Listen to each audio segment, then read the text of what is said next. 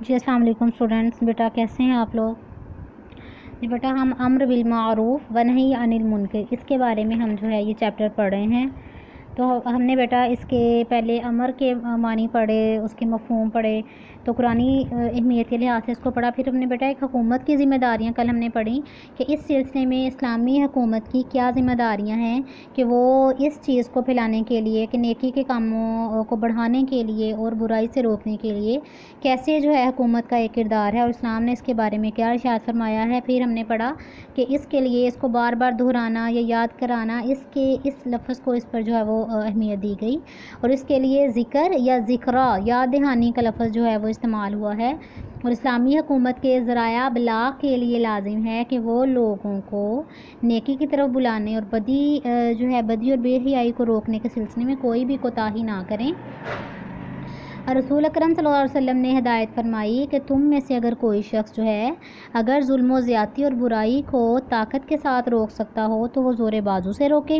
اس کی ہمت نہ رکھتا ہو تو وہ زبان سے اسے برا بھلا کہے، لیکن اگر اس کا ایمان اس حد تک کمزور ہے تو وہ اسے دل میں برا سمجھے۔ اگر یہ بھی نہ کر سکے تو پھر تو ایمان کا کوئی بھی درجہ باقی نہیں رہ سکتا۔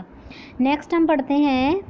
کہ امت کی ذمہ داریاں کیا ہیں۔ تو امت کا ہر فرد اپنی پہنچ تک لوگوں کو دعوت اسلام دینے کا پابند ہے کہ جتنی اس کی حیثیت ہے، جہاں تک وہ کر سکتا ہے ایک فرد وہ اس کے مطابق لوگوں کو اسلام کی طرف جو ہے وہ بلانے کے لیے ترغیب دے۔ اب اگر اس کی کوتاہی کی وجہ سے کوئی شخص اسلام سے محروم رہ جاتا ہے اور قیامت کے دن اللہ کے دربار میں یہ دعویٰ پیش کرتا ہے کہ تیرا یہ مسلمان بندہ اسلامی تعلیمات اور صراط مستقیم کا امین تھا اور اس پر تیری طرف سے یہ فرض تھا کہ وہ لوگوں کو بھلائی کی طرف بلائے، لیکن اس نے مجھے کبھی نیکی کا حکم نہیں دیا، دین کی دعوت نہیں دی اور کبھی برائی سے نہیں روکا، اسی لیے میری گمراہی اور برائی کا جو اصل ذمہ دار ہے وہ یہی شخص ہے اور اسے اس بات کی سزا ملنی چاہیے۔ تو اس بات کا جواب ایک مسلمان کو ابھی سے سوچ رکھنا چاہیے، یعنی کہ اپنی ذمہ داریوں کے بارے میں ہم جو ہے ہر ایک فرض کی ذمہ داریاں ہیں وہ اگر ایک شخص جو ہے وہ نماز پڑھتا ہے اپنے گھر میں تو وہ اپنے باقی بہن بھائیوں کو، اپنے باقی جو ہے گھر والوں کو، ان کو اس کی طرف بلائے، اس کی دعوت دے نماز پڑھنے کی، کوئی بھی نیکی کا حکم دے، اپنے دوستوں کو، اپنے فیلوز کو، اپنے جو جاننے والے ہیں ان کو نیکی کی بھلائی کی طرف دعوت دے، نیکی کی طرف بلائے۔ کوئی کسی کو برا کام کرتا ہوا دیکھے یا کوئی برائی کرتا ہوا دیکھے تو وہ اس کو روکے، یعنی کہ کل کو قیامت کے دن یہ نہ کوئی سوال ہو کہ کوئی شخص یہ کہے کہ میں تو نیکی کی راہ پر آنا چاہتا تھا لیکن یہ شخص جو ہے اس نے مجھے دعوت نہیں دی،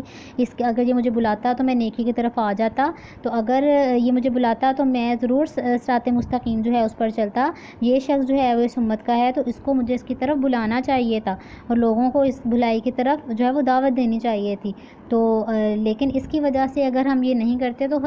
کسی اور کا اس کی وجہ سے نقصان ہو تو ہمیں اس کا جو ہے وہ خمیازہ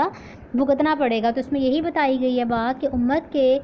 ہر فرد جو ہے اس کی ذمہ داری ہے کہ وہ لوگوں کو دعوت اسلام دینے کا پابند ہے، یہ اس پر فرض ہے۔ اگر اب اس میں کوئی بھی کوتاہی جو ہے اس کی ہو گئی یا اس سے کوئی بھی ذمہ داری میں کوئی جو ہے وہ کمی رہ گئی تو وہ ایک شخص اسلام سے محروم رہ جاتا ہے اور قیامت کے دن اللہ تعالیٰ کے دربار میں یہ دعویٰ کرتا ہے کہ تیرا یہ مسلمان اسلامی تعلیمات اور صراط مستقیم کا امین تھا، یہ امانتیں رکھنے والا تھا سیدھے راستے کی، یہ اسلامی تعلیمات کی امانتیں اس کے پاس تھی اور اس پر تیری طرف سے یہ فرض عائد تھا کہ وہ لوگوں کو بھلائی کی طرف بلائے، لیکن اس نے کبھی مجھے نیکی کا حکم نہیں دیا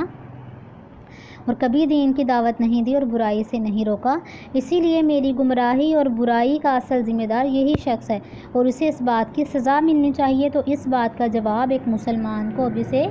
سوچ کر رکھنا چاہیے۔ نیکسٹ ہے امر بالمعروف کی شرائط۔ آگے امر بالمعروف و نہی عن المنکر جہاں اس قدر اہم ہے وہیں اس کے لیے کچھ شرائط بھی رکھی گئی ہیں۔ اس سلسلے میں ان باتوں کا خیال رکھنا چاہیے جن میں سے چند ایک باتیں جو ہیں وہ درج ذیل ہیں۔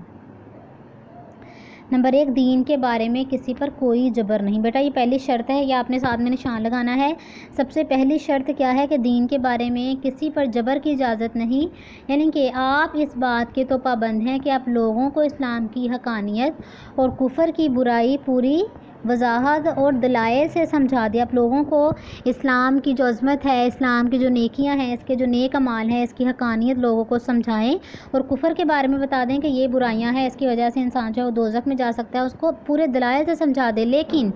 اسے مجبور نہیں کیا جا سکتا کہ اسے جو ہے وہ اسلام قبول کرنے پر مجبور کیا جا سکے۔ اسلام قبول کرنا شخص کے اختیار اور آزادانہ مرضی و انتخاب پر منحصر ہے، اور آپ پر لازم ہے کہ یہ کام حکمت اور عمدہ جو نصیحت ہے اس کے انداز میں کریں، کسی طرح بھی کسی پر مسلط نہ کریں کہ وہ لازمی طور پر اسلام جو ہے وہ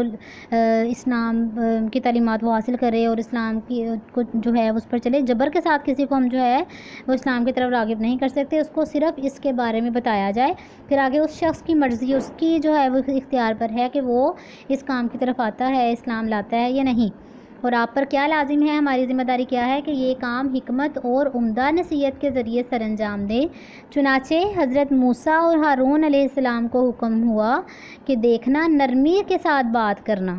ٹھیک ہے۔ یہ پہلی بیٹا شرائط یہاں تک ہوگی۔ یہ بیٹا کویشچن بھی آتا ہوتا ہے کہ اس کے بارے میں کیا شرائط ہیں، امر بالمعروف اور نہی عن المنکر کی شرائط کیا ہیں بتائیں۔ تو پہلی شرائط جو ہے وہ یہی ہے، ہم نے جتنا پڑھا ہے کہ دیکھنا، نرمی کے ساتھ بات کرنا، کسی کے ساتھ جو ہے وہ برے طریقے سے بات نہ کرنا، سختی سے، نرمی سے اس کو اس کی طرف راغب کرنا، اگر تو وہ مان جائے تو اس کے لیے یہ بہتر ہے، تو ورنہ تم سختی نہیں کرو گے۔ یہ بیٹا آج آپ نے اتنا ہی لیسن یاد کرنا ہے۔ ہم نے جو ہے وہ ایک امت کا فرد ہونے کی حیثیت سے ہمیں یہ ذمہ داری بتائی گئی کہ ہم جو ہے کیسے اس کی طرف جو ہے وہ عمل کریں، اور کیسے ایک امت ہونے کی حیثیت سے ہم یہ کام کریں اور اس کی طرف آئیں، اور پھر ہم اس کی امر بالمعروف اور نہی عن المنکر کی شرائط ہم پڑھ رہے ہیں۔ تو شرائط میں جو ہے وہ ہم نے سب سے پہلی شرط کیا پڑھی؟